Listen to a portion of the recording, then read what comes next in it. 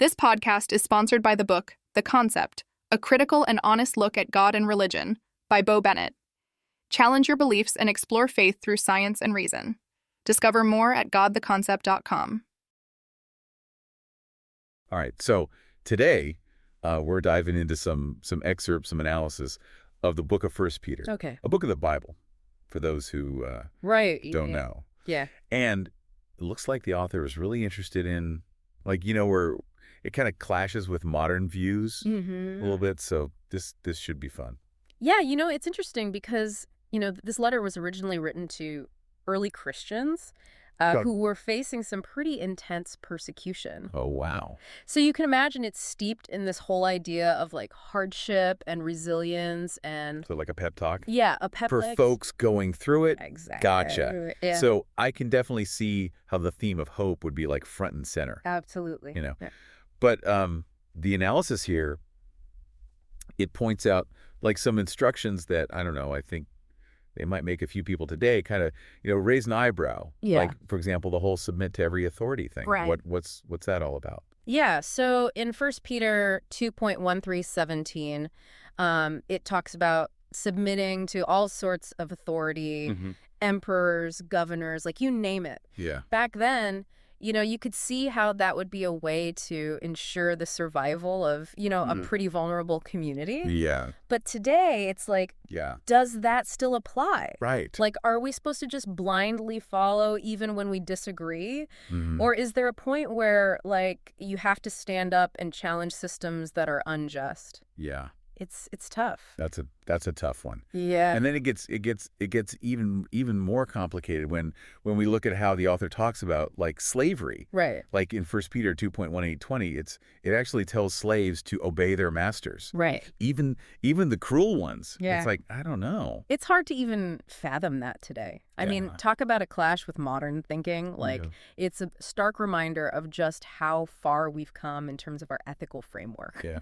You read that passage today and it's it wouldn't fly. Yeah. It just wouldn't. Yeah. It forces us to confront this massive gap between, right. ancient perspectives and our understanding of human rights. Makes you wonder how we should even approach these ancient texts, Exactly. When they just seem so out of sync with our values. Absolutely. So it's a challenge. Yeah, let's shift gears a little bit to another, I guess, heavy topic, suffering. Okay.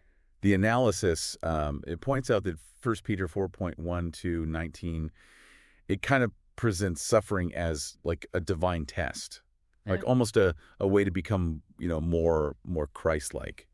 It's interesting because Didn't he suffer? He did quite a bit too. Oh yeah. Yeah. And it's such a powerful image, and it's something that has resonated, for centuries. But it does bring up some difficult questions, if suffering is meant to kind of refine us, make us better. Yeah. How do we reconcile that with the reality of trauma and mental health challenges?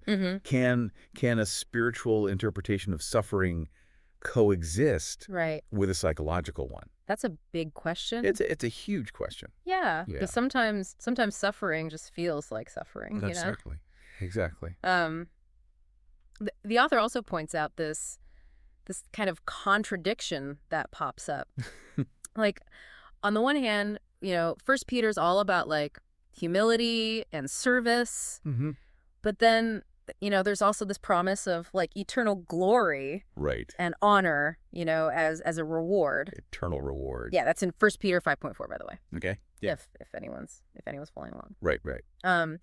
Yeah, I mean that's a fascinating paradox. It is, isn't it? Yeah. It really makes you think about motivations. If our good deeds, if they're driven by this desire for heavenly rewards, right, are they really selfless?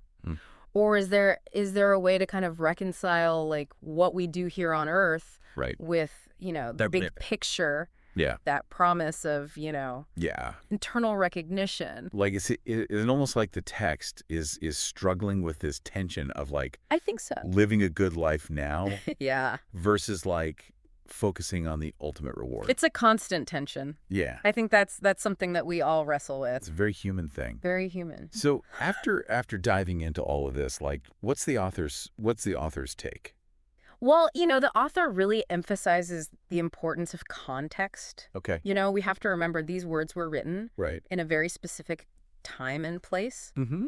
addressing, specific challenges that they were facing. Right. That doesn't mean we can't learn from them. But we should approach them with, With nuance. a critical eye Yeah. and a willingness to wrestle with those parts that feel jarring to Yeah. our modern sensibilities. So it's not about like just dismissing it. Right. It's about really like, Engaging with it. yeah, engaging with it thoughtfully, Thoughtful. even when, or maybe especially when, it challenges us. Exactly. I think that's the key. It's easy to just read something and be like, oh, I don't agree with that, moving on. Right. But the real work comes when you sit with it Yeah. Yeah. and you think about, okay, why does this make me uncomfortable? Oh. What is it about my, modern worldview that clashes with this? Right. And can I find anything of value Yeah. even in this ancient text that, might seem outdated? That's a great point. Yeah. I think it's so easy to kind of Yeah. shy away from the things that make us uncomfortable. But I think there's a lot of growth that can happen. That's where the growth is. Yeah. Yeah. Absolutely. When you really, really lean into those moments of friction. Yeah, I mean, think about it. How Yeah. do we honor tradition Mm-hmm. while also acknowledging, the progress that we've made in Right. terms of ethics, Hmm. our understanding of, the human experience, The human condition. the human condition. Yeah. I mean, that's the million-dollar question. That's it. And it's not just about First Peter. Right. This is something that we need to be asking ourselves Constantly. constantly Yeah. as we navigate this complex world that we live in. Could not agree more. Yeah. It's a journey. It is a journey. That's for sure. Yeah, Not a destination. absolutely. Well, on that note, thank you so much for joining us today. My pleasure. Really appreciate you sharing your insights on this fascinating It's analysis been great. Yeah, of 1 Peter. absolutely. And to our listeners, thank you, as always, for tuning in. Thanks, everyone. We'll catch you next time for another deep dive into, Right. the world of ideas. Absolutely. That's right. Yeah. Take care. See ya. Bye.